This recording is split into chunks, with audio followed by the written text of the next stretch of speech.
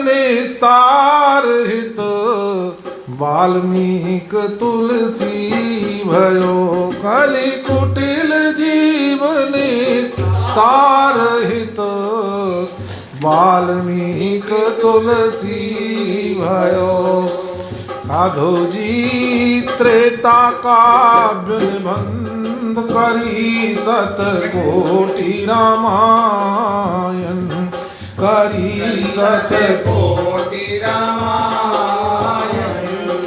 साधु जी एक अक्षर उर धरे साधु जी एक अक्षर उर धरे ब्रह्म हत्यादि परायण ब्रह्म हत्यादि परायण। साधु जी अब भगतन सुख देन साधु जी अब भगतन सुख देन और बहुरी लीला विस्तारी बहुरी लीला विस्तारी। साधु जी रामचरण रसमत साधु जी रामचरण रस वह निसी व्रत धारी रहत वह निसी व्रत धारी। संसार अपार के पार को सुगम रूप नौकालयो संसार अपार के पार को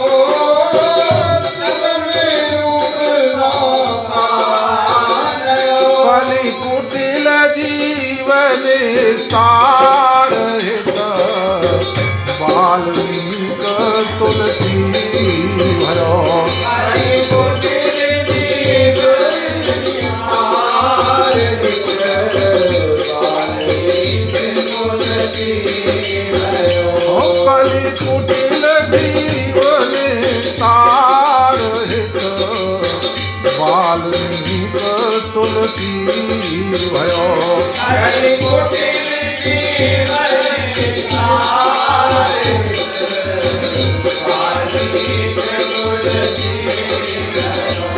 बोलिए श्री वाल्मीकि जी महाराज की जय। गोस्वामी श्री तुलसीदास जी महाराज की जय। आप लोग परम सौभाग्यशाली हैं जो यहाँ बैठ कर के ठाकुर जी की सन्निधि में सत्संग लाभ प्राप्त कर रहे हैं और जीवन का सर्वोत्तम लाभ ही सत्संग है। आज सप्तम दिवस की कथा प्रारंभ होने जा रही है। हम लोग यहाँ तक पहुँच चुके थे कि प्रेत ने हनुमान जी का पता गोस्वामी तुलसीदास जी को बता दिया था और तुलसीदास जी महाराज ने हनुमान जी को पकड़ भी लिया प्रेत के हिसाब से। गोस्वामी जी ने कहा कि महाराज मैं पहचान चुका हूँ कि आप मेरा सर्वस्व हैं, इसीलिए मैं आपको छोड़ने वाला तो पहचान लिया। जब पहचान ही लिए तो हनुमान जी अपने असली रूप में प्रकट हो गए। देखो घटना कैसे घटी। गोस्वामी जी 80 घाट से पार करके मारा उधर पार करके गंगा जी पार करके काशी क्षेत्र से बाहर शौच के लिए जाते थे। हाँ, काशी में तुलसीदास जी ने कभी अपना मलमूत्र का परित्याग नहीं किया। क्यों कहते ना मेरे भोलेनाथ की नगरी है, इसको मैं इसको अपवित्र नहीं करूँगा। वो नाव का टुकड़ा आज भी 80 घाट पे सुरक्षित रखा हुआ, लोग दर्शन करते हैं। जिस नाव से लघु शंका भी लगती थी तो नाव से बैठ कर पल्ली पार जाते थे, लघु शंकर के आते थे। और वहीं वो पीपल का वृक्ष था जहां पानी डालते थे, जहां प्रेत प्रसन्न हुआ था, वही था महाराज। तो प्रेत का दर्शन हो चुका, ये ले गद्दी, प्रेत का दर्शन हो चुका और प्रेत ने हनुमान जी का दर्शन करा दिया और गोस्वामी जी ने हनुमान जी को पहचान लिया। अब तो हनुमान जी महाराज प्रकट हो गए साक्षात तो हनुमान जी महाराज क्या बोले महाराज, प्रकट होकर बोले मांग लीजे वरवाय वर कही दीजे राम भूप रूप। हनुमान जी बोले वरदान मांगो, गोस्वामी जी बोले दीजे भूप रूप, मुझे राजा के स्वरूप का दर्शन कराओ। मांगने का बड़ा तरीका यही तो सिखाया जाता। अथ पंचक में यदि भगवान मिल जाएं अथवा उनके मिलाने वाले मिल जाएं तो उनसे मांगना क्या है। तो गोस्वामी जी ने मांगा, बोले मांग लीजे वर कही दीजे राम भूप रूप और अति ही अनूप नित नैन अभिलाखिए। महाराज मेरे नैन जो है दर्शन के लिए तरस रहे हैं, दुख गए दरस बिन दुखन लागे नैन दरस बिन दुखन लागे नैन दरस बिन दुखन लागे दरस बिन दुखन लागे। अरे देखो चाहत कमल नयन को, देखो चाहत कमल नयन को, देखो चाहत कमल नयन को, देखो चाहत कमल नयन को। मेरे कमल नयन का दर्शन करना चाहता हूँ, लेकिन बड़ी चालाकी बड़ी समझदारी से कहा कि भूप रूप के दर्शन कराइए। अब इस भूप रूप के दर्शन में भाव क्या छिपा हुआ है? इसमें भाव ये छिपा हुआ है कि भूप रूप से जब देखूंगा, राजा के रूप में देखूंगा ना, कहने की जरूरत नहीं पड़ी जुगल सरकार के दर्शन कराओ। जब भूप रूप में देखूंगा तो जानकी जी राजा का स्वरूप तो वही है ना कि कनक सिंहासन सीय समेता, और कनक सिंहासन सीय समेता। महाराज सीता जी को कनक सिंहासन पर आपके साथ विराजमान देखूंगा, और जब उनको देखूंगा तो राज सिंहासन पर फिर क्या क्या होगा। बोले भरत जी पीछे लिए छत्र लेके खड़े होंगे, लक्ष्मण जी चमर लेके खड़े होंगे, शत्रुघ्न जी बीजना ढुला रहे होंगे, हनुमान जी चरणों की सेवा में। बोले सबके दर्शन अपने आप हो जाएंगे। अब अलग अलग अलग अलग कहते तो बड़ा जोर पड़ता, लेकिन सारे दर्शन एक साथ मांग लीजिए। बोले भूप रूप दे दिए। और तो और बोले उनके भक्त जो हैं हनुमान सुग्रीव आदि जो परिकर हैं, वो भी अपने विविध आयुधों से सज करके बोले अगल बगल में खड़े होंगे। और गोस्वामी जी कह रहे जब ये स्वरूप को देखूँ ना तो मैं भी आरती लेके आपकी आरती उतारूंगा, भला यही चाहिए। तो कहा कि बोले मांग लीजे वर कही दीजे राम भूप रूप और अतहि अनूप नित नैन अभिलाखिए। और कियोले संकेत वाही दिन ही सो लगो हेत और आई सोई समय चेत कब छवि चाखिए। इशारा हो गया, हनुमान जी से कहा कि हनुमान जी ने संकेत कर दिया आपको दर्शन हो जाएंगे। जब हनुमान जी कराने वाले हैं तो क्यों नहीं मिलेंगे महाराज। कह दिया बोले लेकिन आपको यहाँ नहीं होंगे दर्शन, हाँ ये काशी में दर्शन नहीं होंगे, क्योंकि हनुमान जी को तो काशी में पकड़ा था ना संकट मोचन पे। आपको बताया था संकट मोचन पे पकड़ा था। आजकल वो स्थान संकट मोचन है। हाँ लेकिन तो हनुमान जी ने कहा यहाँ नहीं होंगे दर्शन, दर्शन होंगे आपको चित्रकूट में। इशारा कर दिया और जब से इन्होंने इशारा किया तभी से गोस्वामी जी चित्रकूट की तरफ चल दिए थे। और ये पद उनका तभी का अब चित्त चेत चित्रकूट ही चलू। अपने चित्त से कहा कि अब तू चित्रकूट की ओर चल। महाराज पहुंच गया। वाही दिन सो लगो हेत और कियोले संकेत, वाही दिन ही सो लगो हेत और आई सोई समय चेत कब छवि चाखिए। अब ये लग रहे और आए रघुनाथ साथ लक्ष्मण, आए रघुनाथ साथ लक्ष्मण चढ़े घोरे और पट रंग बोरे हरे कैसे मन राखिए। और पाछे हनुमान आए बोले देखे प्राण प्यारे और नेक ना निहारे में तो भले फेर भाखिए। तो चित्रकूट के लिए कह दिया था तो चित्रकूट चले गए। अब चित्रकूट में कामदगिरी की परिक्रमा देते रहते और यही सोचते रहते कब मिली हो दीनानाथ हमारे, कब मिली हो दीनानाथ अरे कब मेरी हो दीनानाथ हमारे, कब मेरी हो दीनानाथ हमारे।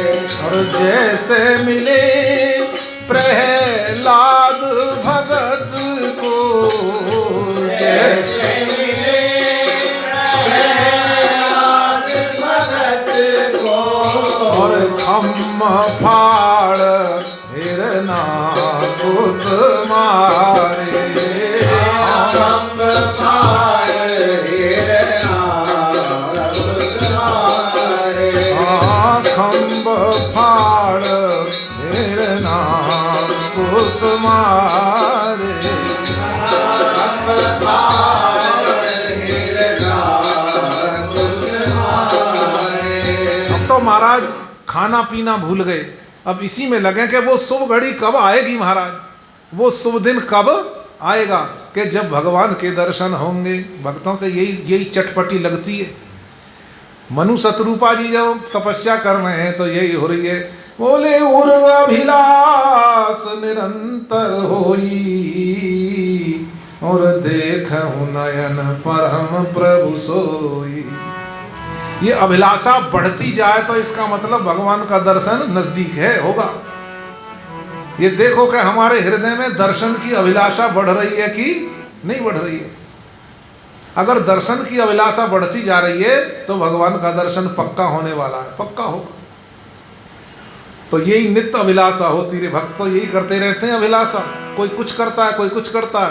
बोले कदा वृंदावन ने तपन तनया तीर पुलिने, चरंतम गोविंदम हलदर सुदामाद सहितम, अये कृष्ण स्वामिन् मधुर मुरली वादन विभो, प्रसीदेत्याक्रोशन् निमिषमिव नेष्यामि देवशान। वो शुभ घड़ी कब आएगी, वो शुभ क्षण कब आएगा जब जमुना का किराना होगा और वृंदावन धाम होगा, और भगवान मधुर मधुर मुरली बजाते हुए ग्वाल वालों के साथ गाय चराते हुए जमुना के पुलिन पर और मुझे दर्शन देंगे और मैं उनके चरणों में लेट जाऊंगा। कदा वारण्यश्याम, और शिव भक्त यही कल्पना करते हैं, माना वो शुभ घड़ी कब आएगी जब वाराणसी का क्षेत्र होगा और भोलेनाथ का हमें बोले दर्शन होगा। और महाराज कैसे होगा, बोले ऐसे ही थोड़ी होगा, बोले काशी का स्थान होगा और मैं गंगा जी के तट पर लंगोटी लगा करके, और कोई वस्त्र नहीं होगा महाराज, और अंजलि बांध करके बैठ जाऊंगा उनकी इंतजार में कि भोलेनाथ पधारिए महाराज, और वो मुझे कवा करके कृतार्थ करेंगे। और इसी प्रकार गोस्वामी तुलसीदास जी भी महाराज बार बार यही सोच रहे हैं। तो एक दिन वो शुभ घड़ी आई महाराज, वो तो सोच रहे थे। इसी तरह एक दिन दो घोड़ों पर चढ़ करके, एक गौर और एक श्याम, एक सांवरे सलोने और गौर लक्ष्मण जी, लेकिन वो को ऐसे थोड़ी पता लगा, क्योंकि हरे रंग के घोड़े पर और हरी पोशाक पहन करके और शिकार खेलने के लिए जा रहे थे, घोड़े को टकाटक करते हुए जा रहे महाराज। और चित्रकूट के जंगलों में जब देखा महाराज गोस्वामी जी ने, आह ये तो भगे चले जा रहे हैं। तो जब देखा कि ये तो कोई शिकारी लगते हैं, ये तो शिकार करने के लिए शायद जा रहे होंगे, तो गोस्वामी जी ने आंख फेर ली। बोले ये आंखें अब दुनियादारी को देखने के लिए हैं थोड़े, अब ये आंखें दुनियादारी को देखने के लिए नहीं है। इन आंखों से तो उन्हें ही देखूंगा जिनका संकेत हनुमान जी ने किया है। अब वो तो अपने करते हुए चले गए। इतने बाद हनुमान जी महाराज आए। तुलसीदास जी दर्शन हुए क्या आपको भगवान के? राम जी के दर्शन हुए? गोस्वामी बोले हमको तो नहीं हुए। बोले अभी तो आपके सामने दो घुड़सवार हरी रंग की पोशाक पहने हुए घोड़ों पर सवार करते, अभी तो आपके सामने से निकले। बोले निकले तो थे, लेकिन हमने तो उन्हें शिकारी समझ करके आंखें फेर ली। हाय हाय मेरे तो नेत्र ही मेरे बैरी हो गए, मेरी तो आंखें ही मेरी बैरी हो गई, मैंने तो पाया हुआ हीरा बोले खो दिया। ये करते रहे तो बड़े बेचैन हुए। तो हनुमान जी ने सांत्वना दी कि गोस्वामी जी घबराओ मत, आप चिंता ना करें, आपको मैं दोबारा दर्शन कराता हूँ महाराज। तो हनुमान जी दोबारा दर्शन का आश्वासन दे गए थे। तो लेकिन गोस्वामी ने जो वरदान मांगा वो बड़ा सुंदर वरदान मांगा कि भूप रूप के दर्शन। अब भूप रूप में ही आए थे, मतलब दोनों राजकुमार के रूप में आए थे, वो बात तो पूरी हो गई। लेकिन वरदान मांगने का भी एक वो तरीका होता। एक बुढ़िया थी बेचारी गरीब, अब गरीब बुढ़िया थी और उसको गरीबी थी, लड़का एक था उस बुढ़िया के, एक उसके लड़का था, लड़के का ब्याह नहीं हुआ था और घर में गरीबी थी। तो बुढ़िया चाहती कि लड़के का ब्याह हो जाए, और बुढ़िया अंधी थी और मेरे आंखें आ जाएं, घर में पोता भी हो जाए, घर में सुख संपत्ति भी आ जाए। इतने सारे वरदान उसे चाहिए थे। तो उसने क्या करा, बोले और तो कोई देगा नहीं, ऐसे करती हूँ, शंकर भोलेनाथ ही भोले हैं, इतने सारे वरदान बोले वही दे सकते हैं। और दानी भी वही है महाराज, हर एक को मांगने वाले अच्छे लगते नहीं हैं। बोले दानी कहूँ शंकर सम नाही, दानी कहूँ शंकर सम नाही, दानी कहूँ शंकर सम नाही, कहूँ शंकर सम नाही। और दीन दयाल देवोई भावे, दीन दयाल देवोई भावे, और याचक सदा सुहाई, दानी कहूँ शंकर दानी कहूँ शंकर। ऐसे दानी है महाराज, ऐसे दानी हैं, भाग्य में भी ना हो तो भी दे देते हैं। ब्रह्मा जी ने जाकर के शिकायत करिए पार्वती जी से, बोले ऐसा लगता है आपके स्वामी बावले हो गए, सारी संपत्ति को लुटा रहे हैं और ऐसी ऐसी संपत्ति दे रहे हैं जो मांगने आ रहे हैं कि जिसको देख करके लक्ष्मी और शारदा भी चकित हो जाती हैं महाराज। ऐसी ऐसी संपत्ति दे देते हैं, अगर ऐसे ही देते रहे तो खजाने खाली हो जाएंगे। वे बावले, इन्हें समझाओ, कुछ थोड़ा बहुत इन्हें समझाओ। बोले जाके भाग लिखी नहीं मैंने, सुख की एक निशानी, जाके भाग लिखी नहीं मैंने, सुख की एक निशानी। अरे उन रंकन को नाक संभारत,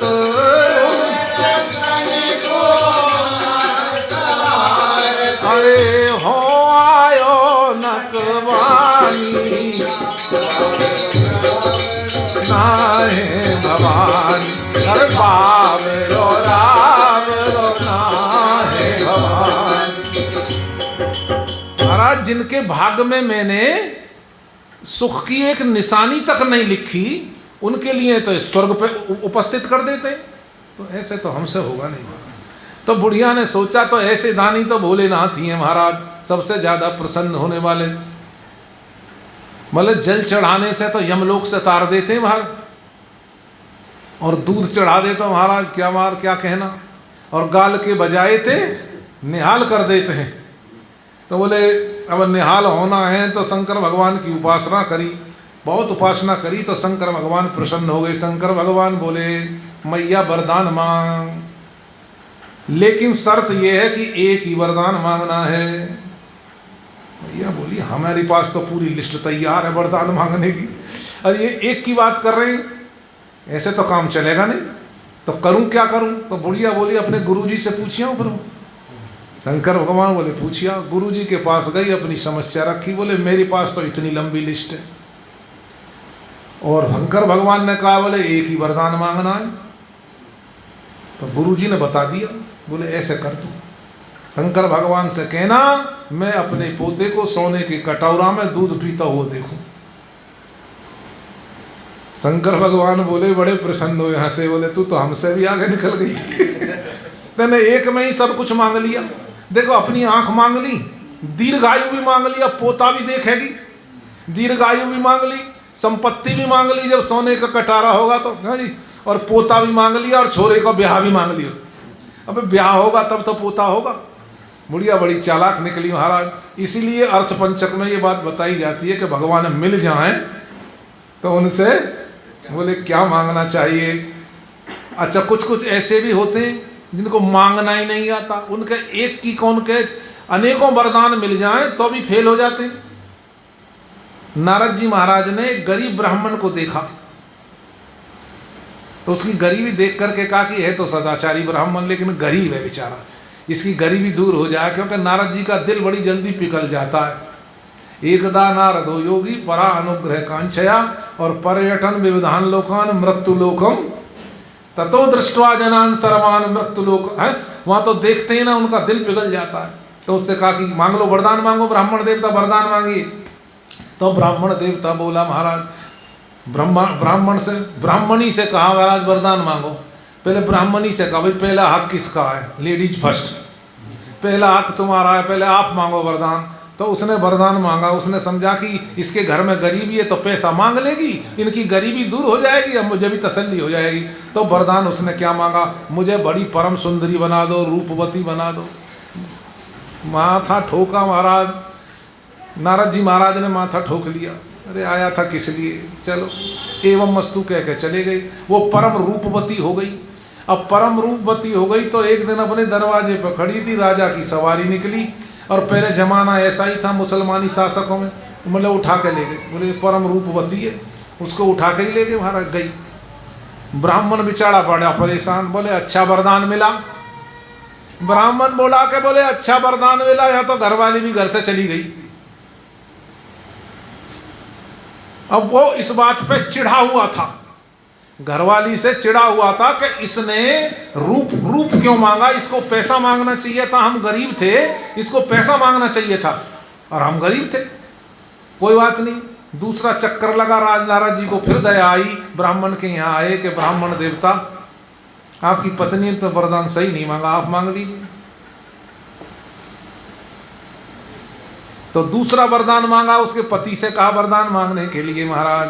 तो अब क्या कहती है, पति ने क्या मांगा, चिढ़ा तो बैठा ही था पत्नी से, यूं बोला क्योंकि पत्नी ने पहले रूपवती होने का वरदान मांग लिया था तो उसको तो राजा उठा के ले गया। अब वो चिढ़ा तो बैठा ही था, तो उसने छुटते ही कहा, बोले वो जो है ना मेरी पत्नी, उसे तुम सूकर मुखी बना दो,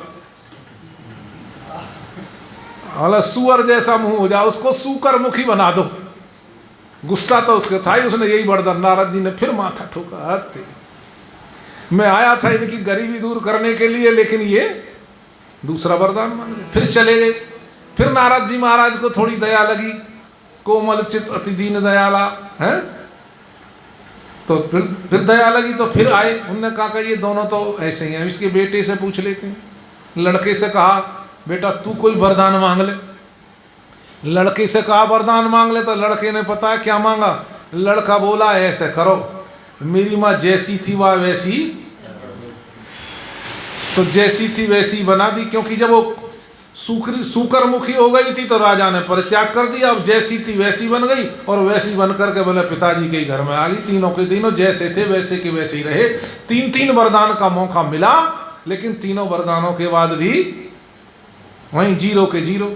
तो इसीलिए अर्थ पंचक में ये बताया जाता है, यदि तुम्हारे इष्ट देव अथवा उनसे मिलाने वाले कोई मिल जाएं तो तुम्हें वरदान क्या मांगना है, उनसे क्या मांगना है। तो गोस्वामी जी ने तो बड़ा सुंदर वरदान मांगा, हनुमान जी से वरदान मांगा। हनुमान जी ने कहा कि वरदान मांगो, तो वो बोले दीजिए भूप रूप, मुझे भूप रूप के दर्शन कराओ, क्योंकि राजा के दर्शन होंगे तो जानकी जी बगल में बैठी होंगी और पूरा राम दरबार भी साथ में। ये उनकी चतुराई थी, ये वरदान मांग लिया महाराज। अब क्योंकि हनुमान जी ने फिर दर्शन कराने के लिए कहा, तो अब समय आ गया महाराज दर्शन करने का। क्योंकि कर्म ही नहीं, पहले एक बार तो चूक गए जब राजकुमार घोड़ों पर चढ़ के आए थे, और कर्म ही नहीं पाए हीरा दियो पल में खोए, और तुलसीदास जू राम बिछरे कहो कैसे होए।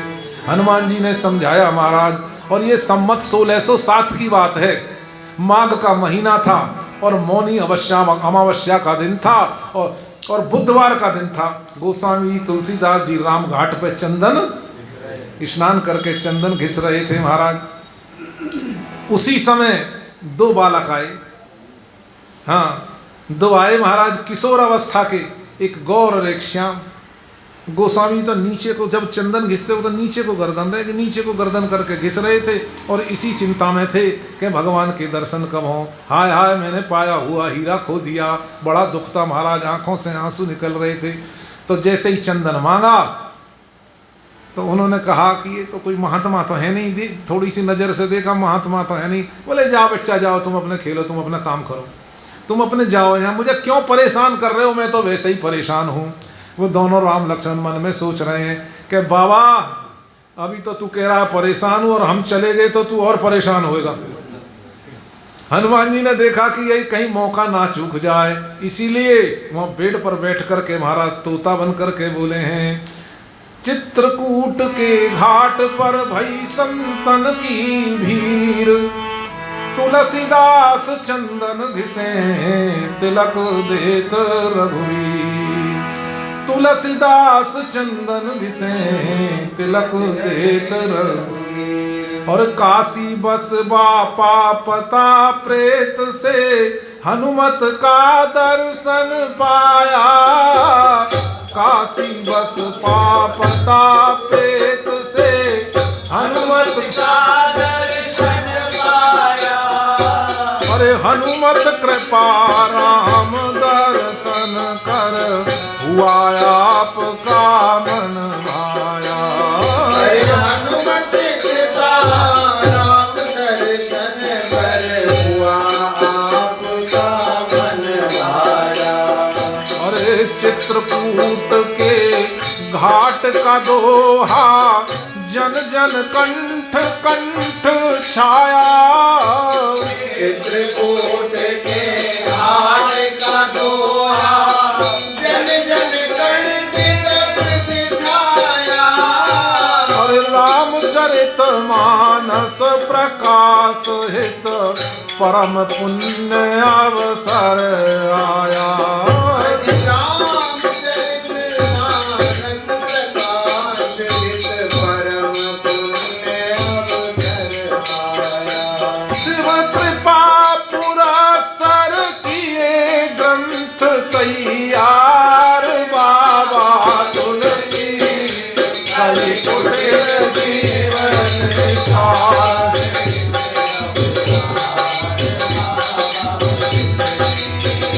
है नमन तैयार बाबा तुलसी कलि कुटिल जीवन सार। अवतार बाबा तुलसी है नमन पाद पद्मों में बारंबार बाबा तुलसी कलि कुटिल जीवन तार है तो अवतार बाबा तुलसी। है नमन पाद पद्मों में बारंबार बाबा तुलसी कलि कुटिल जीवन तार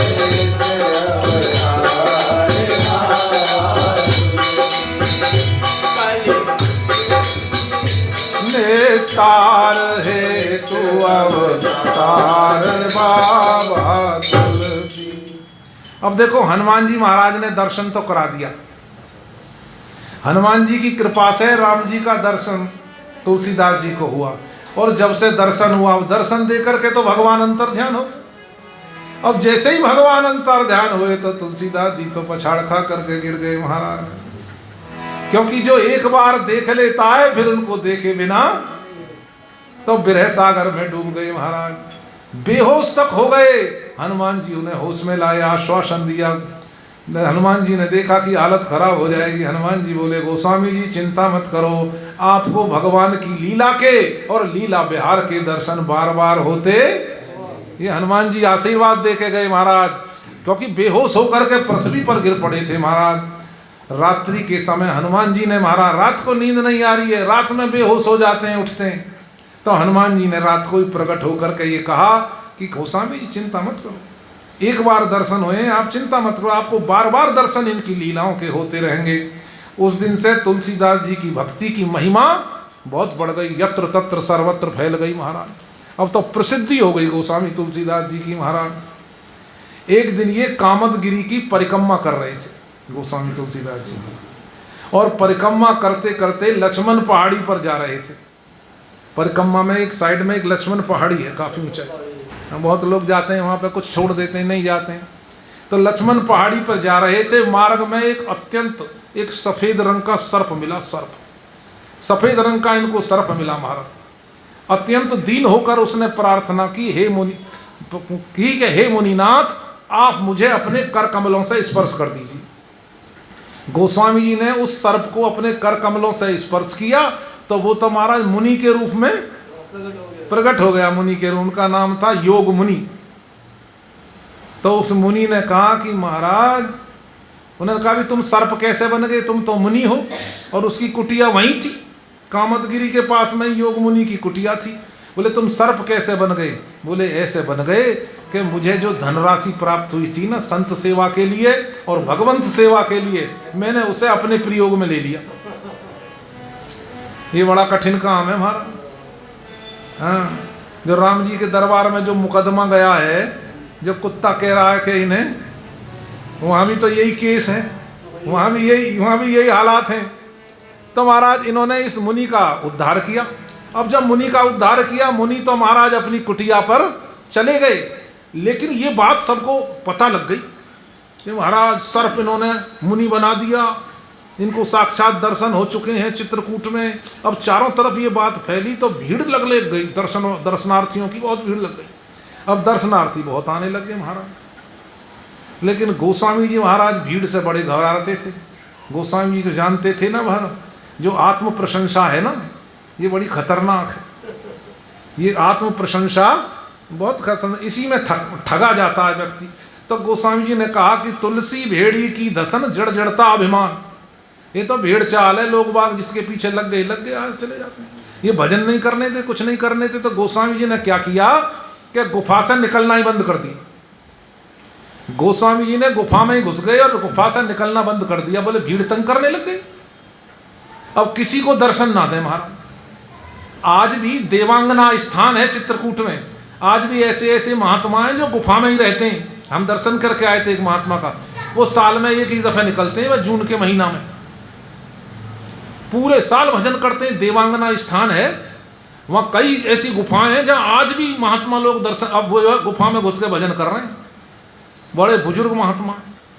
पर सौभाग्य से दर्शन हो गए महाराज। कोई निकल के आए थे कोई प्रसाद पाने के लिए। उस समय ऐसा नहीं है कि गुफा में घुस गई तो कोई प्रसाद नहीं पाते हैं या शौच आदि नहीं जाते हैं। इन आवश्यक कार्यों के लिए सब महात्मा आते हैं और फिर अपने प्रवेश कर जाते हैं, कि बाहर दुनियादारी में नहीं आते। और उनके जो शिष्य लोग हैं वो थाली वाली तैयार रखते हैं, जैसे ही निकल के आते हैं उनको थाली लगाई, भोजन खिलाया और फिर कुल्ला किया और चले गए।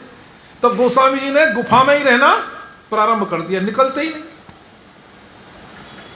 एक दिन दरियानंद जी महाराज बहुत दूर से आए गोस्वामी जी का दर्शन करने, ख्याति सुनी तो दर्शन करने के लिए आए। अब दर्शन करने के लिए आए तो देखा कि गोस्वामी जी तो गुफा से निकलते ही नहीं। उनको पता लगा, बोले तो निकलते ही नहीं। तो अन्य जो लोग थे वो तो थोड़ी बहुत देर इंतजार करते, जब देखते कि नहीं निकल रहे हैं तो अपने वापस चले जाते, कब तक बैठते। लेकिन दरियानंद जी महाराज बोले मैं नहीं जाऊंगा वापस। बोले मैं तो दर्शन करके जाऊंगा, इतनी दूर से आया हूँ। और गोस्वामी जी की वहाँ गुफा के बाहर ही आसन जमा करके बैठ गए। बोले ना जल पीऊँ ना अन्न खाऊं, जब तक दर्शन नहीं कर लूँगा जाऊँगा नहीं। तो हुआ ये कि गोस्वामी जी शौच के लिए बाहर, लघु शंका के लिए बाहर निकले, और जब अपने हाथ धो के कुल्ला करके गुफा में घुसने लगे, झट उन्होंने चरण पकड़ लिए उसके। बोले कहाँ जा रहे हो महाराज? दर पे तो बैठे ही थे, इसी ताक में ही बैठे थे, चरण पकड़ लिए, जाने नहीं दिया। गोस्वामी जी ने कहा कि ये बड़ी अनीति कर रहे हो तुम। उन दरियानंद जी ने कहा, गोस्वामी जी ये बड़ी आप अनीति कर रहे हो पब्लिक के साथ। पब्लिक दर्शनों के लिए आपके लिए दूर दूर से आती है और आप गुफा में घुसे बैठे रहते हो, ये बात ठीक नहीं है। मैं आपके लिए मचान बनवा देता हूँ एक ऊंची सी, कम से कम लोगों को दर्शन से कृतार्थ तो करो। हाँ, संतों का तो काम ही यही है हमारा। दर्शन से कृतार्थ करो। ये महात्मा ने ये सुविधा उपलब्ध कराई दरियानंद जी ने महाराज, जो करे मैं आपके लिए एक सुंदर ऊंचा मचान बनवा दूंगा और आपको कोई तंग नहीं करेगा और सब लोग नीचे बैठ करके आपका दर्शन करेंगे। अब तो महाराज एक मचान बनवाई दरियानंद जी महाराज ने और उस मचान पे गोस्वामी तुलसीदास जी महाराज बैठ जाते। अब वो खाली संत तो खाली तो बैठेंगे नहीं हैं, खाली जिब्या कवने काम, जब बोले तो सीताराम। तो वहाँ तो सीताराम की हमारा कीर्तन शुरू हो गया और कथा प्रवचन प्रारंभ हो गए। अब पब्लिक कृतार्थ होने लग गई महाराज। और हनुमान जी की कृपा से, जो हनुमान जी ने आश्वासन दिया था ना, चित्रकूट के घाट पे तो दर्शन हुए, लेकिन दर्शन के बाद राम जी चले गए तो तुलसीदास जी बेचैन हो गए थे, उठ उठ करके बेहोश हो जाते थे, गिर जाते थे। हनुमान जी ने ये आशीर्वाद दिया था, हनुमान जी ने कहा, आश्वासन दिया, आप ऐसा मत करो, चिंता मत करो, अपने आप को संभालो और आपको जो है भगवान श्री राम की लीला के दर्शन बार बार होते रहेंगे। तो हुआ ये कि गोस्वामी तुलसीदास जी महाराज भगवान की नित नूतन लीला विहार का दर्शन होता रहा। एक दिन रात के समय कामदगिरी की परिक्रमा लगा रहे थे, जैसे गोवर्धन की परिक्रमा रात में भी लगती है ना, तो कामदगिरी की परिक्रमा भी लगती है रात में। हमने भी लगाई है रात में, एक बार रात में भी कामदगिरी की परिक्रमा लगती है महाराज। तो कामदगिरी की परिक्रमा लगा रहे थे तो आगे देखते हैं क्या देखा कि रामलीला हो रही है। आगे देखा कि एक बड़ा सुंदर मंच रामलीला का है। क्यों? क्योंकि ये दर्शन किस लिए हुआ मालूम है? क्योंकि गोस्वामी जी की मन की तो मन में ही रह गई थी। गोस्वामी जी ने हनुमान जी से ये कहा था कि हमें आप दर्शन जो है, हनुमान जी से कहा, बोले हनुमान जी बोले मांग लीजिए वर, तो हम बोले दीजिए भूप रूप। गोस्वामी जी ने मांगा था, इसमें लिखा, प्रियादास जी लिखते हैं कि भूप रूप के दर्शन करवाइए। और 2 राजकुमारों को हो गए और भूप रूप से गोस्वामी चाहते थे कि कनक सिंहासन सीए समेता और बैठे ही राम होए चित चेता। कनक सिंहासन पे दोनों युगल सरकार विराजमान हो और भरतलाल जी अपने छत्र लेके पीछे खड़े हों, लक्ष्मण जी चमर ढुला रहे हों और बिजन ढुला रहे हों, शत्रुघ्न जी महाराज हनुमान जी चरणों की सेवा में हों और सुग्रीव भीषण अंगद आदि जो है परिकर अपने विविध आयुधों से सुसज्जित होकर के अगल बगल में खड़े हों और मुझे सौभाग्य मिल जाए, ये स्वरूप मिल जाए तो आरती उतार लूं। इस चक्कर में थे। तो वहाँ क्या हुआ कि सामने देखते हैं रात्रि में कामदगिरी की परिक्रमा करते करते रामलीला का मंच बड़ा सुंदर लगा हुआ और वहाँ पे उन रामलीला वालों ने यही झांकी बना रखी थी महाराज, यही राम दरबार की झांकी थी। तो गोस्वामी जी तो रामलीला समझ के कृतकृत हो गए और चढ़ के स्टेज पे, महाराज मुझे भी आरती कर लें दो। तो आरती करी महाराज, उनकी आरती उतारी और चले आए महाराज। तो आगे जब परिक्रमा में गोस्वामी जी आगे चले हैं महाराज, आगे लोग बाग और मिले परिक्रमा में। गोस्वामी जी बोले यहाँ क्या रखा है? अरे रामलीला देख के आओ, क्या सुंदर रामलीला हो रही है। अब लोग बाग गए, वहां कोई रामलीला हो तो मिले ना, वहां कोई मंच ना कोई रामलीला। और वहां के निवासियों ने भी बताया, बोले यहाँ कौन सी रामलीला है? तो कोई रामलीला ना हो रही भाई है। तो गोस्वामी जी को समझते देर नहीं लगा महाराज, जो मैंने हनुमान जी से वरदान मांगा था वो आज पूरा हो गया। भूप रूप के मुझे भूप रूप के दर्शन हो गए महाराज। तो इनकी महिमा जो है और बढ़ गई महाराज। फिर तो क्या हुआ, एक घटना इनकी जीवन की और है। बोले हत्या करी विप्र एक तीरथ करत आयो और कहे मुख राम भिक्षा डारिये हत्यारे को, और सुनी अभिराम नाम धाम में बुलाए लियो और दियो ले प्रसाद कियो शुद्ध गायो प्यारे को। भई द्विज सभा कही बोल के पठाए आप और कैसे गयो पाप संक लेके जे न्यारे को। पोथी तुम बाँचो ही ये भाव नहीं सांचो, अजुताते मत कांचो दूर करे ना ध्यारे को। एक हत्यारा था, उससे एक ब्राह्मण था बेचारा, उससे जो है ब्रह्म हत्या हो गई थी, किसी ब्राह्मण की हत्या हो गई थी।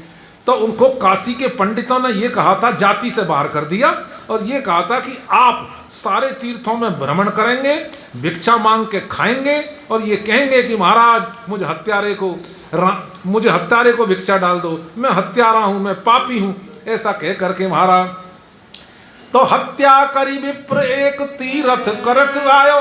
तो वो तीर्थों में घूमते घूमते काशीपुरी में आया महाराज और कहे मुख राम भिक्षा डारी, ये हत्यारे को मुंह से राम राम कह रहा था और कह रहा था कि हे राम राम राम राम राम राम राम राम राम मैं हत्यारा हूं, मुझे भिक्षा डाल दीजिए।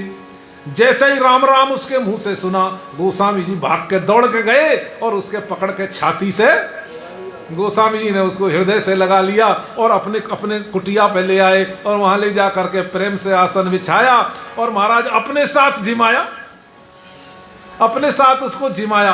और जो ये दृश्य वाले काशी के पंडितों ने देखा तो महाराज नाराज हो गए, बोले ये कैसे, जब इसको हमने जाति से बाहर कर रखा है, बोले तुमने इसको कैसे अपना लिया, जब तक इसका ब्रह्म हत्या का प्रायश्चित पूरा नहीं हुआ तो आपने इसको अपना कैसे लिया। महाराज अपने हाथों से प्रसाद खिलाया, अपने साथ प्रसाद खिलाया। तो फिर उनके काशी के विद्वानों ने सभा करी, पंडितों ने बोले हट, बोले तुलसीदास को बुलाओ। बोले ऐसे कैसे किया उसने, बोले हम इसे भी जात से बाहर कर देंगे ऐसे करेगा तो। बोले ऐसे नहीं हो सकता, जब अगला ब्रह्म हत्यारा है अपने मुंह से कह रहा है। गोस्वामी जी बोले इसका तो पाप दूर हो गया। ब्राह्मण बोले वह पाप कैसे दूर हो गया, बोले यही तो बात है महाराज। बोले पोथी तुम बाँचो ही है भावनाएं साँचो, तुम इन पोथियों को तो निचोड़ के पी गए, लेकिन इनके अर्थ पढ़े कि इनमें क्या लिखा है, राम नाम की कितनी महिमा लिखी है महाराज, राम नाम की महिमा का महाराज लिखा है, क्या लिखा है इस पोथियों में। मैं अपनी रामायण की नहीं कह रहा हूं, तुम्हारी संस्कृत वाली पोथियों की कह रहा हूं। उसमें लिखा है श्री रामेति परम जाप्यम और तारकम ब्रह्म संज्ञकम और ब्रह्म हत्यादि पापग्ने मिति वेद विदो विदु। बोले ब्रह्म हत्या भी राम नाम के प्रभाव से दूर हो जाती है। बोले तुमने इसको क्यों अपनाया। गोस्वामी जी बोले तुलसी जिनके मुखन ते और धोके उनिक सतराम और तिनके पग की पग तरी तो मेरे तन को चाम। गोस्वामी जी बोले ये मेरी निष्ठा है महाराज, ये मेरी निष्ठा है। जो धोखे से भी राम का नाम लेगा उसकी तो मैं महाराज जूती को भी प्रणाम है मुझे, उसकी तो जूती को भी प्रणाम। तो कहने लगे कि भले तुम तो पोथी बाँचते हो लेकिन राम नाम की महिमा पे कितनी है। तो वो कहने लगे अरे देखी पोथी बाँच नाम महिमा हूँ कही सांच। वो कहने लगे हमने भी पोथी बाँची है, ऐसी बात नहीं है, ये जो श्लोक आप बोल रहे हैं ये तो हमें भी पता है कि राम नाम से ब्रह्म हत्या दूर हो जाती है। पर गोस्वामी जी आप ये तो बताओ इस बात का क्या प्रमाण है कि इसकी ब्रह्म हत्या दूर हो गई। बोले देखी पोथी बाँच नाम महिमा हूँ कही सांच ए प्या हत्या करे कैसे तेरे कही दीजिए। बोले हत्या का पाप इसका दूर कैसे हुआ। गोस्वामी जी बोले जब तुम पोथी की नहीं मान रहे तो कैसे मानोगे। खुद कह रहे हो कि पोथी में तो लिखा है लेकिन पोथी की तो आप मान नहीं रहे तो कैसे मानोगे महाराज। बोले आवे जो प्रतीत कहो कही आके हाथ जेवे और शिव जी को बेल तब पंगति में लीजिए। तो सभा में ये फैसला हुआ अब शिव जी का यदि ना दिया इसके हाथ से प्रसाद पाले तो हम समझेंगे कि राम नाम के प्रभाव से इसकी ब्रह्म हत्या दूर हो गई महाराज। गोस्वामी जी बोले ठीक है तो चलिए। तो ज्ञानवापी के समीप हाँ नंदीश्वर के भले नंदी के पास पहुंच गए और तुलसीदास जी ने अपने हाथ से प्रसाद की थाली सजा करके उस हत्यारे ब्राह्मण को ब्राह्मण को दे दी महाराज। तुलसीदास जी की दृष्टि में तो वो परम पवित्र है क्योंकि राम राम ले लिया है उसने महाराज। नाम भगवान का नाम जपा है इसलिए परम पवित्र है। और अपने हाथ से थाली सजा करके दी और नादिया ने बड़े चौक से खाई क्योंकि गोस्वामी जी अंदर ही अंदर कह रहे थे हे महाराज शंकर के नंदीश्वर राम नाम की महिमा आपसे बढ़कर के और कौन जानता है। आपकी बड़ी कृपा होगी अब यदि आप राम नाम की महिमा को प्रकाशित कर दें तो महाराज। एक बार भी अगर कोई नाम ले ले तो जन्म ब्रह्म हत्या की कौन कहे। गोस्वामी जी ने मानस में लिख दिया बोले जन्म अनेक और रचित अघदही जन्म अनेक रचित अघदही। अनेक जन्मों के पाप जल करके बोले भस्म हो जाते हैं महाराज। तो वो राज अब तो सबको विश्वास हो गया। जब प्रसाद स्वीकार कर लिया तो महाराज प्रसन्न होकर नंदीश्वर ने प्रसाद पाया। सभी लोगों ने कहा महाराज बोलिए राजा रामचंद्र भगवान की, गोस्वामी श्री तुलसीदास जी महाराज की जय। गोस्वामी तुलसीदास जी की निष्ठा पर, लेकिन निष्ठा पक्की हो तो आनंद आ जाता है महाराज। अभी हमको एक बात पता चली, गोस्वामी जी की ऐसी निष्ठा थी काशी के प्रति, कह रहे हैं कि मलमूत्र का परित्याग करने कभी काशी में नहीं किया जिंदगी में गोस्वामी जी ने। गंगा के पार जाते थे महाराज, नाव में बैठ करके मलमूत्र त्याग करके आते थे। बोले वहीं तो वो प्रेत का दर्शन हुआ है उन्हें। असी नदी के पार जाते तो असी घाट पे कहते हैं, हमने ऐसा भी सुना है संतों से, बोले असी घाट पे वो नाव का टुकड़ा अब भी मौजूद है जिस पे बैठ के जाते थे। तो ये अपनी अपनी निष्ठा होती है महाराज। और इसी तरह से कबीरदास जी की निष्ठा थी। कबीरदास जी ने काशी में प्राण त्याग नहीं किए महाराज। जो उनके शिष्य थे कबीरदास जी के, जब अंतिम समय आया तो कबीरदास जी से कहा कि आपको काशी ले चलें, वृंदावन ले चलें। कबीरदास जी बोले खबरदार, जो वृंदावन और काशी का नाम लिया तो ना मुझे वृंदावन ले जाना ना मुझे काशी ले जाना। बोले महाराज इस धाम को पाने के लिए तो बड़े बड़े लोग तरसते हैं और आप मना कर रहे हो। तो कबीरदास जी ने एक दोहा लिखा था, बोले काशी मरे ते मुक्त होत हैं चोर घोर अरु मोर घोर अरु चोर, और जो कबीरा काशी मरे तो हरि को का निहोर। फिर भगवान के राम नाम की क्या महिमा हुई। बोले राम नाम का जप करने वाला चाहे कहीं भी प्राण त्याग दे सीधा वैकुंठ को जाएगा महाराज, कोई रोकने वाला नहीं है महाराज। अंत काले च मामेव समरण मुक्त्वा कलेवरम, ये प्रयाति से मदभावम याति नास्तत्र संशय। जाएगा। बड़ी बड़ी चर्चाएं होती हैं, हम तो सुनते रहते हैं। राजेंद्र दास जी महाराज के यहाँ पे चर्चा हो रही थी, वो चर्चा कर रहे थे महाराज ये तो बड़ा मुश्किल है, अंत समय में भगवान का नाम याद आता क्यों नहीं है। तो श्री राजेंद्र दास जी महाराज बता रहे थे, हाँ गोस्वामी पाद ने जीव गोस्वामी जी महाराज ने लिखा है, बोले किसको होती है। अगर आपको भी आप भी चाहो कि हमें भी अंत समय में भगवान के नाम की स्मृति बनी रहे तो एक काम कर लेना जीवन में है। श्री जीव गोस्वामी जी महाराज ने लिखा है, बोले निरपराध चित्तानाम, जिनका चित्त निरपराध है, कोई अपराध नहीं करता, ना कोई भगवत अपराध और ना कोई, वह इन दो अपराधों से बच जाना। जीव गोस्वामी जी की गारंटी है अंत में भगवत स्मृति होकर रहेगी। तो निरपराध चित्तानाम हरि स्मृति भवती, उनको होती है भगवान की स्मृति अंत काले च मामेव। और बाकी भगवान तो मालिक हैं, वो जिसको चाहे स्मृति करा रहे, वहां तो कोई किसी का बस चलता ही नहीं है। तो महाराज इस तरह से अब ये कह रहे हैं, ये जय जयकार गोस्वामी तुलसीदास जी की महाराज होने लग गई। अब तो इनकी निष्ठा पर सब बलिहार हो गए, न्यौछावर हो गए। धन्य महाराज। अच्छा कि ये बात नहीं है कि वो नहीं जानते थे, पहले भी लिखा हुआ तो पूछियो, लेकिन ये तो प्रकट करना पड़ता है, प्रभाव तब होता है।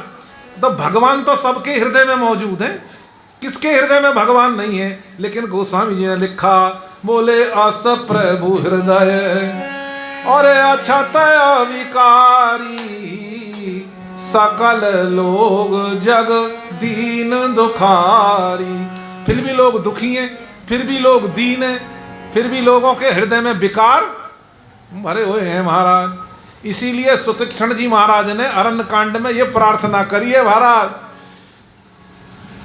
मैं आपके हर स्वरूप को जानता हूं। सुतीक्षण जी कह रहे हैं महाराज मैं आपके हर स्वरूप, क्योंकि उनकी बुद्धि बड़ी तीक्ष्ण है ना, वो कह रहे हैं मैं आपके निर्गुण स्वरूप को खूब अच्छी तरह जानता हूं, खूब जानता हूं। अस प्रभु रूप बखाने हूं जाने हूं, ये लिखा है उन्होंने, अस प्रभु रूप बखाने हूं जाने हूं।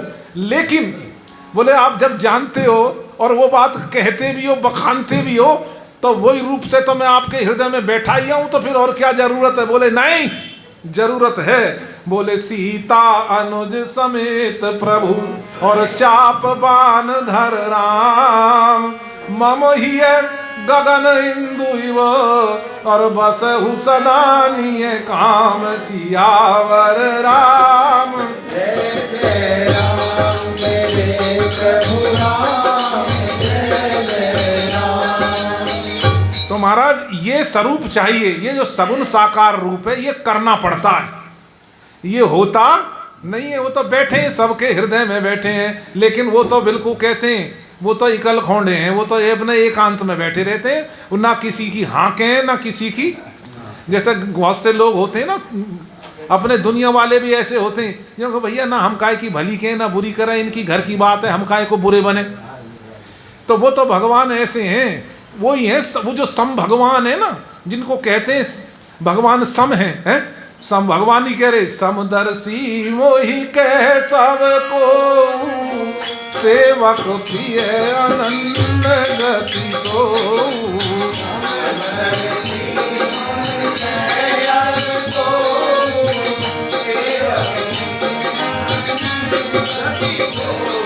भगवान बोले कहते हैं मुझे सब, समोहम सर्वभूतेषु न मे देश्योस्ति।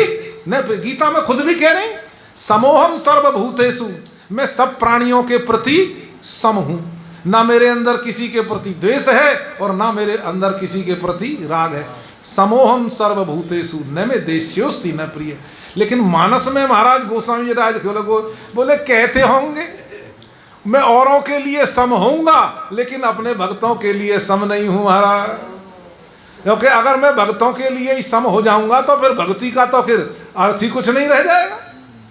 नहीं है महाराज, भगवान सम है। एक बात याद आ गई, तो भगवान सम है तो हमें भी सम होना। अगर भगवान से संबंध बनाना चाहते हो, भाई संबंध बहुत ऊंची चीज है, अगर संबंध बन गया तो काम बन के रहेगा। द्रौपदी ने दावा किया भगवान से जब लाज जा रही थी, यूं कही थी तुम्हें मेरी रक्षा करनी पड़ेगी, मेरी रक्षा करनी पड़ेगी। बोले क्यों? 3 संबंध है मेरे तुमसे, आप तो एक संबंध के पीछे रक्षा कर देते हो, मेरे आपसे 3 संबंध है, भागवत में लिखा। बोले कौन कौन से 3 संबंध हैं? नंबर 1 तो तुम मेरे सखा हो, नंबर 2 तुम मेरे भैया हो, और नंबर 3 तुम मेरे आराध्य हो, मेरे सर्वस्व हो। 3 संबंध है मेरे आपसे, और 3 संबंधों के पीछे तुम्हें आना पड़ेगा और तुम्हें मेरी रक्षा। तो संबंध बनाना हो तो संबंध बनेगा कैसे भाई? तुम सब बड़े बुजुर्ग लोग बैठे हो, सब ने बहुतों लोगों ने अपने बालक बच्चों के रिश्ते भी करे हैं, तो भाई संबंध कैसे बनता है? लड़का तो ना खावे प्याज भी, वह तो प्याज की गंध से भी परहेज, और लड़की माता लहसुन वसन सब कुछ और खाद सब कुछ खावे, तो संबंध बनेगा? इसका मतलब कब बनेगा संबंध? उससे बनेगा जो लड़के के हिसाब से होगी। तो हमारा संबंध भगवान से कम बनेगा जब हम भगवान के हिसाब से चलेंगे। अपने हिसाब से चलोगे तो कभी जिंदगी में संबंध बनेगा? गोस्वामी जी भी तो इसीलिए रो रहे हैं, विनय पत्रिका में कह रहे हैं महाराज, बोले कबहू के हो यह रहनी रहूंगा, और श्री रघुनाथ कृपाल कृपाते संत स्वभाव गहंगो। वो जानते हैं ना, इनका संबंध संतों से होता है। जब तक हमारे अंदर संत के लक्षण नहीं आएंगे तो भगवान से संबंध। लेकिन हम अपने टेढ़े ही टेढ़े चलते, हम चलते टेढ़े ही टेढ़े। एक बड़ा सुंदर उदाहरण लगा एक संत ने दिया, यूँ कर भाई देखो कुछ भी करो कहीं भी टेढ़े चलो, टेढ़े चलोगे तो अपने घर में तो घुस नहीं सकते। अपना घर, हमारा असली घर भगवान का घर है। अगर टेढ़े चलोगे, अब जब सांप जो है टेढ़ा चलता है ना, ऐसे ऐसे चलता है, सांप टेढ़ा चलता है, और जब उसे अपने घर में जाना होता है तो, और टेढ़ा चलेगा तो घुस जाएगा घर में, नहीं घर में घुस ही नहीं सकता।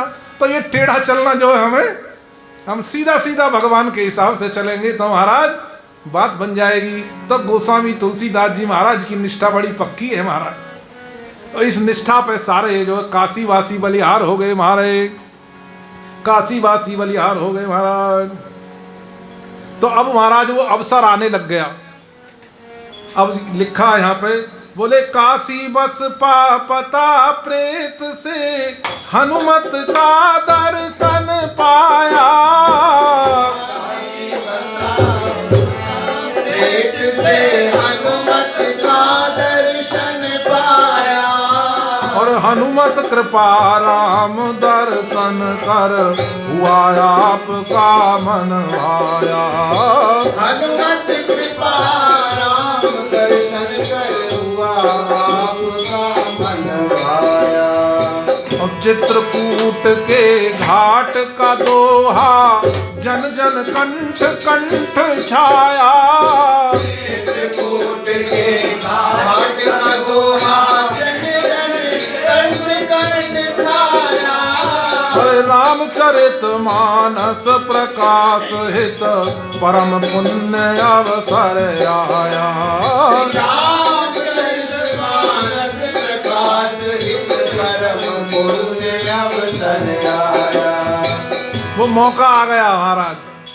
कैसे आया? इन्होंने लिखना प्रारंभ कर दिया और काशी में ही लिखना शुरू कर दिया था गोस्वामी जी ने।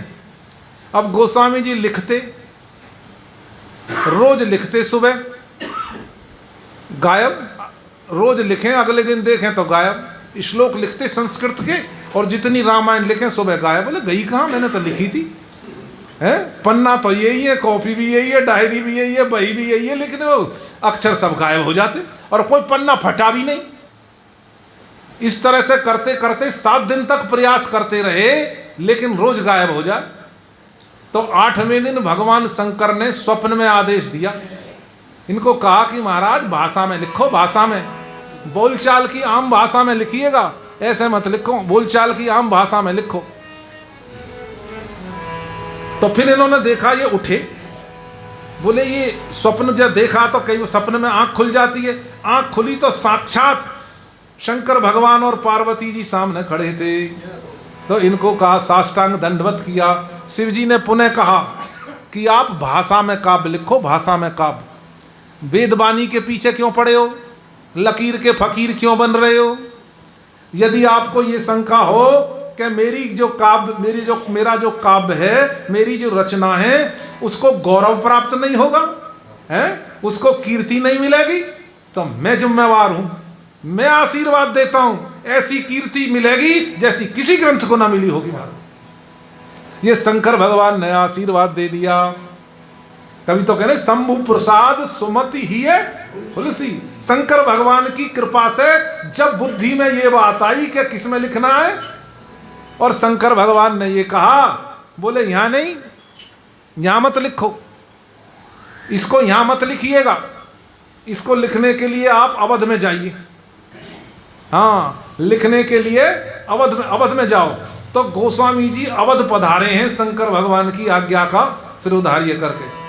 तो अवध में आए, जिस दिन अवध में आए वहां से, काशी से, उस दिन जो है महाराणा उदय प्रताप सिंह जो मेवाड़ के सिंहासन पर बैठे थे, उनका बड़ा भारी उत्सव था। अयोध्या में भी खूब अपने धूमधाम से बोले उत्सव हो रहा था।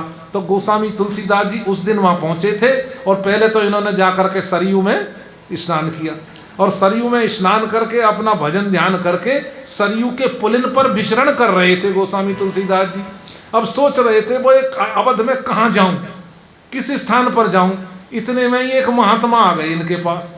एक व्यक्ति बोले कि बाबा आप अवध में रहना चाहते हैं? अवध में रहना चाहते हैं तो मैं बताऊं, एक बड़ा सुंदर स्थान है, एक बड़ा रमणीक स्थल है। गोस्वामी जी बोले कहाँ पर है? चलो मेरे साथ। बताना क्या, मैं चल के दिखाई देता हूं। हनुमानगढ़ी के पास ले गए महाराज। एक स्थान था बड़ा रमणीय, परम पुनीत, जो बट के वृक्षों से चारों तरफ से घिरा हुआ था और एक विशाल बट वृक्ष बीच में था और उसके नीचे एक वेदिका बनी हुई थी और उस वेदिका पर सिद्धासन से एक मुनि जी विराजमान थे। वो गोस्वामी जी ने देखा, यार बड़ा रमणीय स्थान है, और देखते ही वहां पे मन लग गया, भजन करने का मन करता। जो स्थानों का बड़ा प्रभाव होता है, इसीलिए तो होता है जो स्थान है वहां पर स्थान का प्रभाव होता है।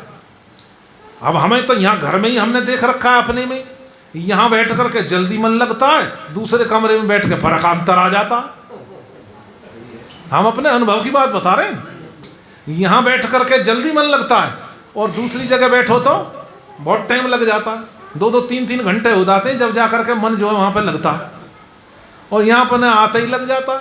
जैसे वहाँ पे वहाँ वर्णन आया रामचरितमानस में, जो नारद जी महाराज विचरण करते हुए हिमालय की गुफा में जहाँ पास में गंगा जी बह रही थी वहाँ पहुँचे, और परम पवित्र स्थान देख करके तुरंत नारद जी महाराज का मन लग गया और अपने श्राप का भी विस्मरण हो गया। तो गोस्वामी जी का मन लगा बड़ा, बोले तो बढ़िया जगह है स्थान के लिए। और उस मुनि को सिद्धासन से जो बैठे देखा, और जैसे ही गोस्वामी जी उसके पास की तरफ बड़े समीप गए तो वो महाराज वो मुनि जो सिद्धासन से बैठे थे वो तो उठ कर के खड़े हो गए, सिद्धासन से उठ के खड़े हो गए और गोस्वामी जी के चरणों में लेट गए और बार बार जो है गोस्वामी जी की जय जयकार करने लग गए, जय हो बाबा तुलसी की जय हो। अब बाबा तुलसी तो समझ नहीं पाए कि महाराज ये क्या कह रहे हैं, तब उन्होंने बताई कि बाबा आप ही तुलसीदास है ना, आप ही है ना वाल्मीकि के अवतार तुलसीदास, मेरे सदगुरु देव बता के गए थे और वही मुझे ये स्थान सौंप के गए थे। और उन्होंने कहा था जब वाल्मीकि के अवतार तुलसीदास जी महाराज तुम्हारे पास आवे तो ये स्थान छोड़ करके आप तो मेरे पास आ जाना और तुलसीदास जी को ये स्थान, हाँ ये स्थान बोले तुलसीदास जी को बोले ये सौंप देना। तो अब तो मैं तो अपने गुरु जी के पास जा रहा हूँ और आप ये स्थान को संभालिए। तो तुलसीदास जी को वो स्थान मिल गया। जब काशी से अब आ गए अवध महाराज, तब से और आज तक आपके ही दर्शन प्रतीक्षा में, बोले मैं तो, वो कह रहा है सिद्ध पुरुष जो सिद्धासन से बैठे थे, बोले मैं तो बस आपकी इंतजार में था कि आप कब आवें और मैं कब जाऊं। और गोस्वामी जी को अपनी गद्दी पे प्रतिष्ठित किया, वहां पे बैठाया, बोले अब आप बैठो, इस आसन को आप संभालिए। और आपने दूर जाकर के, थोड़ी दूर पे जाकर के सिद्धासन लगाया और योगाग्नि प्रकट करके, योग अग्नि कर प्रगट तन और कर्म सुभाष भुलाई है, योग अग्नि प्रकट करके अपने शरीर का परित्याग किया और परम धाम को चले गए महाराज। बोलिए गोस्वामी श्री तुलसीदास जी महाराज की जय। अब तो गोस्वामी जी उसी स्थान पर नियम पूर्वक भजन पूजन अपना नित्य कार्य करने लग गए और वहाँ पर सुखपूर्वक रहने लग गए महाराज। और भगवत इच्छा से और रहते रहते वो समय आ गया, बोले कौन सा, बोले सम्मत 16 से 31 जय सिया राम जय जय सिया राम। अरे करऊं कथा हरि पद धरि सीसा, जय सिया राम जय जय सिया राम। अरे जेहि दिन राम जन्म श्रुति गावहीं, जय सिया राम जय जय सिया राम। रथ सकल ताहाँ चलिया वहीं, जय सिया राम जय जय सिया राम। नौमी भौम बार मधुमासा, जय सिया राम जय जय सिया राम। और अवधपुरी ये चरित प्रकाशा, जय सिया राम जय जय सिया राम। सम्मत 1631 चैत्र का महीना था, रामनवमी का दिन था, वार था मंगलवार और जोग लगन ग्रह नक्षत्र वही पड़ रहे थे महाराज जो राम जी के जन्म के दिन पे थे, नक्षत्र आदि। तो उसी दिन कहते हैं कि जो त्रेता युग में थे, जो लगन थी, जोग लगन ग्रह वार तिथि सकल भय अनुकूल, वही सब पढ़ रहे थे। उसी समय हनुमान जी महाराज प्रकट हो गए। हनुमान जी महाराज प्रकट हो बोले गोस्वामी तुलसीदास जी महाराज मुहूर्त बहुत सुंदर है, लिखना शुरू कर दो। तब उन्होंने लिखना शुरू किया महाराज। बोले सर्वजन सुखाय और सर्वजन हिताय, ये लिखनी है, तभी तो गोस्वामी लिखा है सर्वजन सुखाय और सर्वजन हिताय। इस रामचरितमानस को आपको लिखना है, तो इसीलिए मामा जी ने एक लाइन में लिख दिया, बोले रामचरितमानस प्रकाश हित परम पुण्य अवसर आया। रामचरितमानस प्रकाश परम पुण्य अवसर आया। शिव कृपा पुरस्सर किए ग्रंथ तैयार, बाबा तुलसी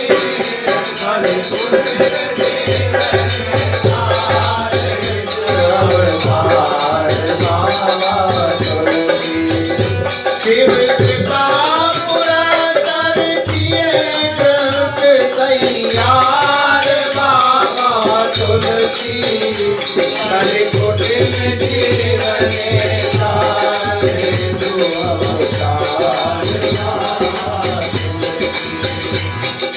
नमन पार कदमों में बारंबार बाबा तुलसी कलि कुटिल जीवन तारे अवतार बाबा तुलसी।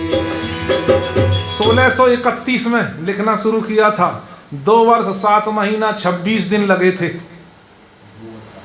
2 वर्ष 7 महीना बोले 26 दिन और सम्मत 1633 आ गया 31 से। अगन सुदी पंचमी राम जी के जो विवाह की तिथि है उस तिथि को ये ग्रंथ संपूर्ण हुआ था। ये ग्रंथ पूर्ण देवताओं ने महाराज जिस दिन ये ग्रंथ पूरा हुआ है उस समय आकाश से पुष्प वृष्टि हुई, देवताओं ने नगाड़े बजाए, दुंदुभियां बजी हैं, देवलोक में भी हर्ष हुआ और पृथ्वी लोक में भी बोले हर्ष छा गया महाराज। तो कहते हैं कि सबसे पहले क्या हुआ, सबसे पहले महाराज देवलोक तक जब नगाड़े बज गए तो सबसे पहले गणेश जी महाराज भाग करके आए। गणेश जी महाराज बोले दिखाओ महाराज। जो प्रति देखी सबसे पहले गणेश जी ने अपनी दिव्य लेखनी से उसकी 5 प्रतियां तैयार करी। 5 प्रति तैयार करके तो गणेश जी महाराज ले गए। महाराज सभी पूज्य कवियों ने वंदना की है। महाराज क्या सुंदर ग्रंथ लिखा है कि बंदऊ तुलसी के चरण जिनकी नो जग काज, कलि समुद्र बूढ़त लख्यो प्रगट्यो सप्त जहाज। फिर हनुमान जी आए, गणेश जी 5 प्रति बना के ले गए। हनुमान जी ने पढ़ा उस ग्रंथ को, आद्योपांत पूरा ग्रंथ हनुमान जी ने पढ़ा। हनुमान जी बड़े प्रसन्न हुए और आशीर्वाद दिया, बोले तुम्हारी जो कीर्ति है ना वो त्रिलोक वशकरणी होगी। ये ऐसा ग्रंथ होगा ये तीनों लोकों को वश में करने वाला होगा। और उन्हीं दिनों महाराज अवध में मिथिला के एक परम रसिक संत रहते थे। मिथिला के थे परम रसिक और वो मिथिलेश के भाव में ही रहते थे। जानकी जी को अपनी बेटी मानते थे महाराज। गोस्वामी जी ने उन्हें अपनी अधिकारी समझ करके एक नभापरायण उनको सुनाया। 9 दिन तक इस ग्रंथ को गोस्वामी तुलसीदास जी ने उनको सुनाया है। इसके बाद तो इस ग्रंथ का महाराज दिन दूना और चौगुना प्रचार होने लग गया महाराज। बड़ा प्रचार हुआ इस ग्रंथ का। और तो और असली बात तो और बता दें, क्योंकि गोस्वामी जी रसखान के समकालीन हैं। कहते हैं यमुना के किनारे पे 2 साल तक रसखान को रामचरितमानस सुनाई है गोस्वामी जी ने। रसखान को 2 साल सुनाई। हाँ, रस की खान हो सकता है यहीं से बना हो। अरे भाई पहले तो वो वहां जमुना के किनारा वृंदावन पीछे आया होगा। हमें तो हिस्ट्री का पता नहीं, यानी पता लगाओ। गोस्वामी जी ने 33 में ग्रंथ पूरा हो गया था और सम्मत 33 में ये लिखा है रसखान को 2 साल तक सुनाया है। और फिर इनके खोज में महाराज जी आए होंगे। तो इस तरह से ये ग्रंथ जो है इसकी तो कीर्ति दिग्दिगंत में फैल गई महाराज। और फिर इसके बाद क्या हुआ, फिर तो गोस्वामी जी सीताराम जी की आज्ञा से, हाँ इनको तो सब तरह से हर तरफ से संकेत मिल रहे थे। अरे भगवान के प्यारे भक्तों को पल पल में सहारा मिलता है। भगवान के प्यारे भक्तों को पल पल में सहारा मिलता है। और भगवान के सच्चे भक्तों को पग पग पे सहारा मिलता है। भगवान के प्यारे भक्तों को पग पग में सहारा मिलता है। तुम इधर चलो तुम इधर बचो ये आप इशारा मिलता है। इधर चलो इधर बचो ये आप तो फिर सीताराम जी ने संकेत किया कि बोले वहां जाओ, जिनका ये प्रसाद है, हाँ, जिनका ये प्रसाद है वहां जाइए, काशी में जाइए। और काशी में आकर के अयोध्या से आए काशीपुरी और भगवान शिव और पार्वती को रामचरितमानस का एक पारायण सुनाए हैं महाराज। एक पारायण इनको सुनाया इन्होंने महाराज। तो सुनाए तथा ग्रंथ के संबंध में शिव जी की सम्मति जाननी चाहिए इन्होंने, कि सम्मति की महाराज कैसा लगा आपको। तो उस ग्रंथ को शिवलिंग के पास ही इन्होंने, शिवलिंग के पास ही छोड़ दिया। दूसरे दिन महाराज उस ग्रंथ पे लिखा पाया था सत्यम शिवम सुंदरम।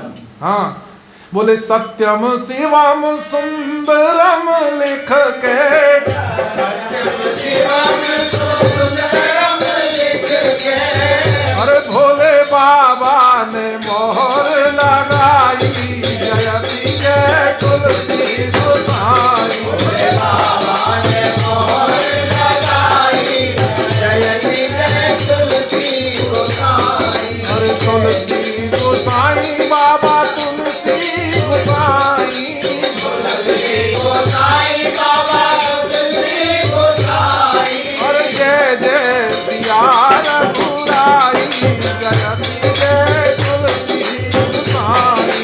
जय सिया रघुराई, जयति जय तुलसी गोसाई।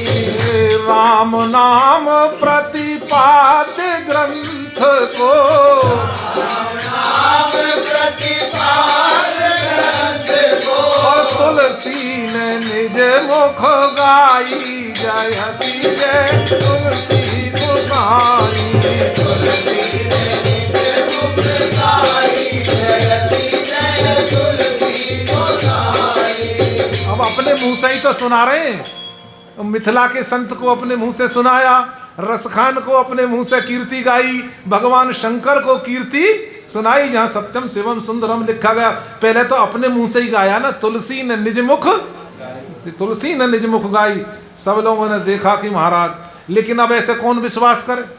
वो तो गोस्वामी जी रात को रख गए थे और उस पर लिखा हुआ पाया, तो सब लोग इकट्ठे हुए। जब गोस्वामी जी ने कहा कि इस पे सत्यम शिवम सुंदरम, देखो भाई भोलेनाथ ने लिखा है, प्रमाणित कर दिया है, तो ऐसे कौन मानता।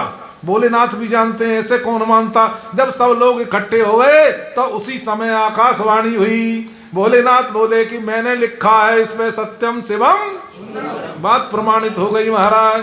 जय जय सिया रघुराई, जयति जय तुलसी गोसाई।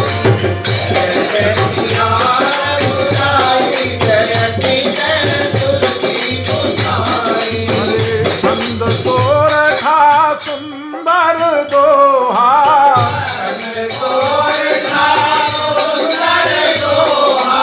अरे रुचिर चारु चौपाई, जयति जय तुलसी गोसाई। चारु चौपाई, जयति जय तुलसी गोसाई। अरे तुलसी गोसाई बाबा तुलसी गोसाई। तुलसी गोसाई बाबा तुलसी गोसाई। अरे जय जय सिया रघुराई, जयति जय तुलसी गोसाई। जय सिया रघुराई, जयति जय तुलसी गोसाई। गोसाबान बोलिए गोस्वामी श्री तुलसीदास जी महाराज की जय। हाँ भैया, एक तो हमारी बेटी बैठी है ना सामने, है ना, और एक हमारी बहन जी बैठी हैं, और दोनों कुछ कुछ अभी तो समय बाकी है, कुछ सुनाए ना। ना सुनाओ सुनाओ, सुना रहे तो कोई बात नहीं, मैं सुना। अब ठिकाने पे ग्रंथ पूरा हो गया, कल आगे की चर्चा चलेगी।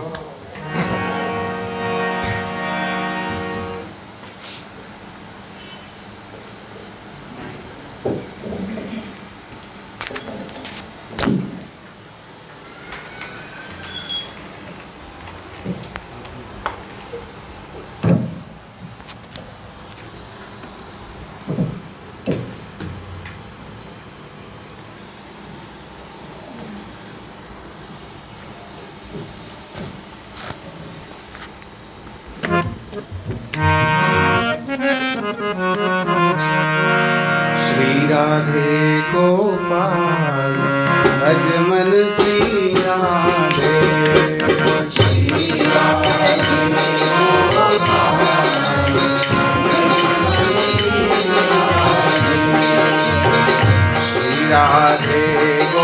गोपाल भज मन श्री राधे श्री राधे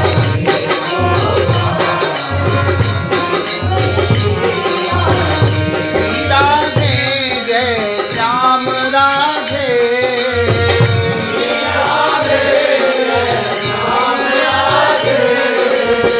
श्री राधे जय श्याम राधे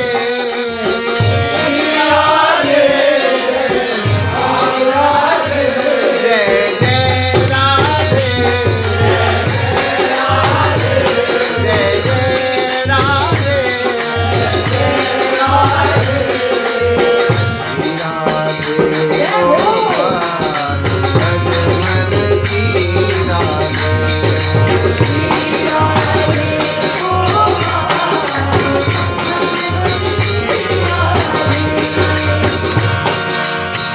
विहरत वृंदा विपिन रसीले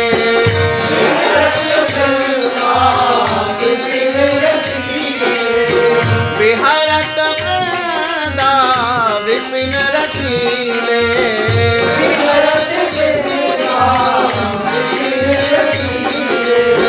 विपिन रसीले वृंदा विपिन रसीले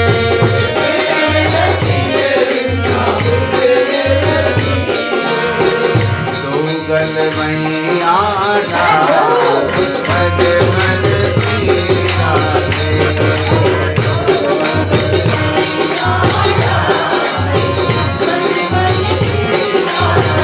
श्री राधे गोपाल भज मन श्री राधे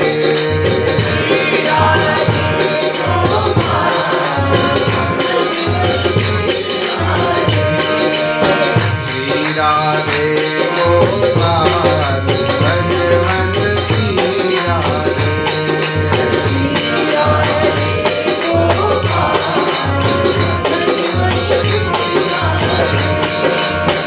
मोर मुकुट सिर शीस विराजे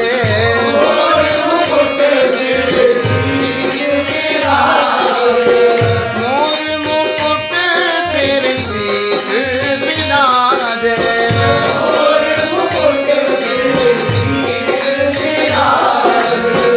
पूर्वे जलती माला भजमल श्री राधे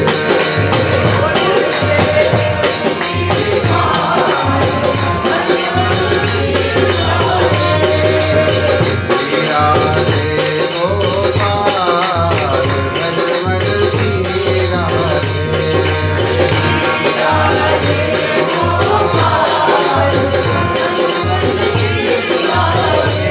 श्री राधे जय श्याम राधे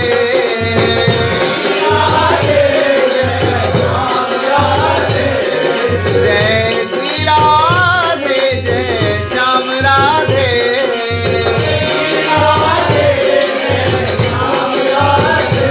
जय जय राधे भज जय राधे श्री राधे गोपाल भज मन श्री राधे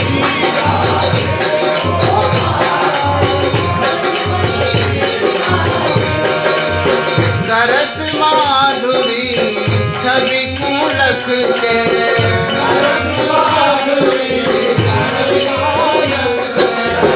सरस माधुरी छवि कुलख के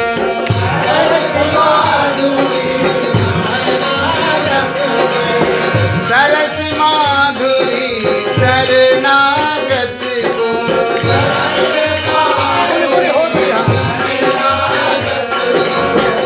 पल में करत निहार भज मन श्री राधे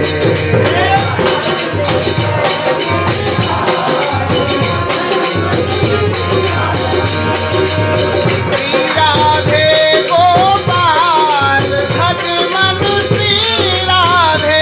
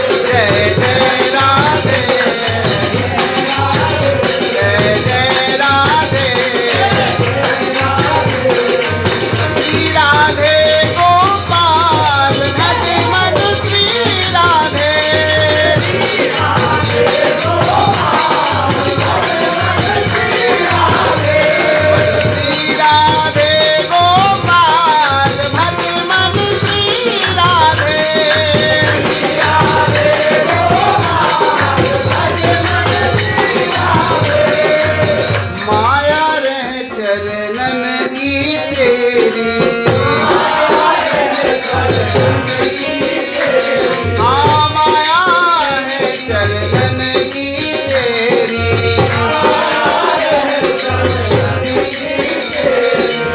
दिल सो डर पत काल भगवन श्री राधे।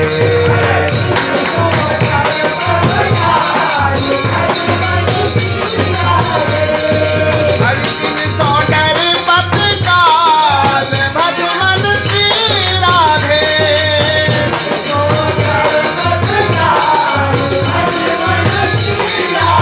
श्री राधे गोपाल भगवन श्री राधे।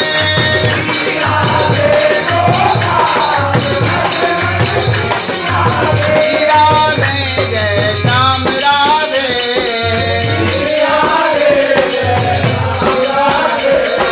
श्री राधे जय श्याम राधे। जय जय राधे। जय जय राधे। जय जय राधे। जय जय राधे। श्री राधे गोपाल भगवन श्री राधे।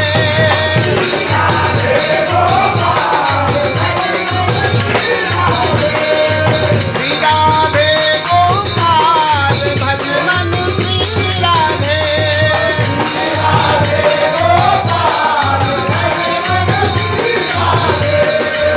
श्री गुरु चरण सरोज रज निर्मल मुकुर सुधार। वरनौ रघुवर विमल यश जो दायक फल चार।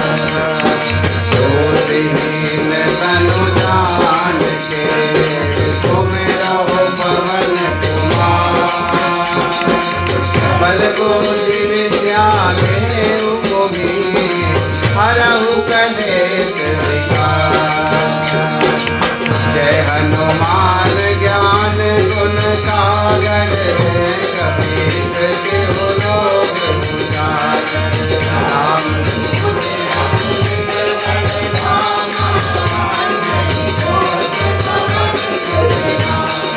महावीर विक्रम बजरंगी कुमति निवार सुमति के संगी।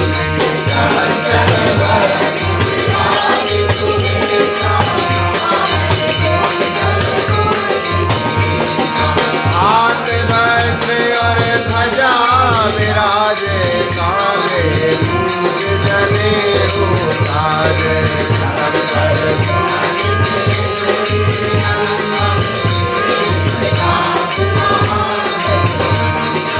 विद्यावान गुणी चातुर राम काज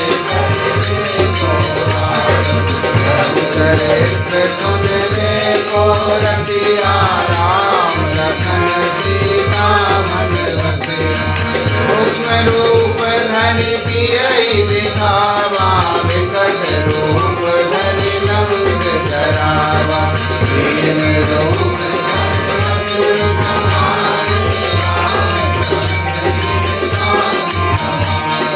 लाए सजीवन लखन जियाए। श्री रघुवीर हरष रघुपति मम प्रिय भरत संभारि। सहस बदन तुम रोयस गावे। अति कहि श्रीपति कंठ लगावे। लंकाधिक ब्रह्मादि मुनीसा नारद सारद सहित हरिसा। यम कुबेर दिगपाल जहाते कवि कोविद कहि सके कहाते। तुम उपकार सुग्रीवहि कीना राम मिलाए राजपद दीना। तुमरो मंत्र विभीषण माना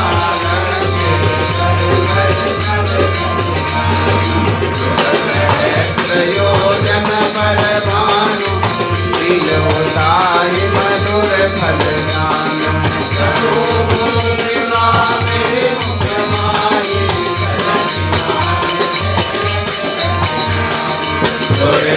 साज जगत के देते तुम अनोखे तुम्हारे देते राम दुआरे तुम रखवारे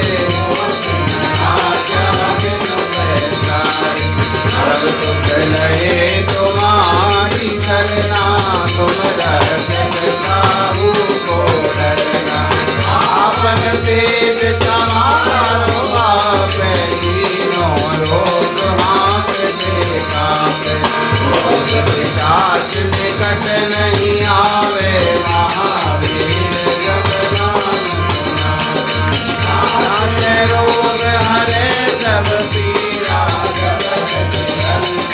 हनुमत वीरा संकट से हनुमान छुड़ावे मन क्रम वचन ज्ञान जोगावे सब पर राम तपस्वी राजा दिन के काज सकल तुम साजा और मनोरथ जो कोई लावे सोई अंत जीवन संसार चारों युग प्रताप तुम्हारा है कर देव जगत उजियारा साधु संत के तुम रखवारे असुर निकंदन राम दुआरे अर्थ सिद्धि नवनिधि के दाता असवर दीन जानकी माता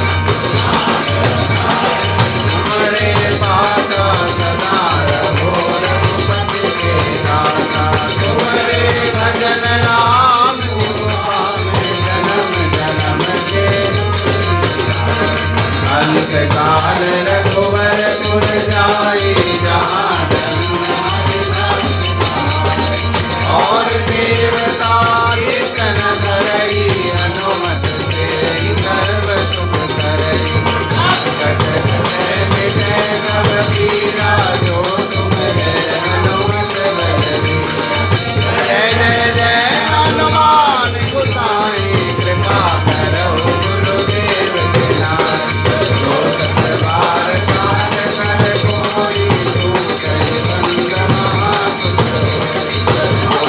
बंद हनुमान चालीसा होय तेज दासी तुलसीदास सदा हरि तेरा जय नाथ हृदय में पवन तनय संकट हरन मंगल मूर्ति रूप राम लखन सीता सहित हृदय बसो सुरभूप सियावर राम जय जय राम मेरे प्रभु राम जय जय राम। बोलो श्री हनुमान जी महाराज की, श्री सीताराम जी महाराज की, गोस्वामी श्री तुलसीदास जी महाराज की, श्री व्यास जी महाराज की जय। जय श्री राधे।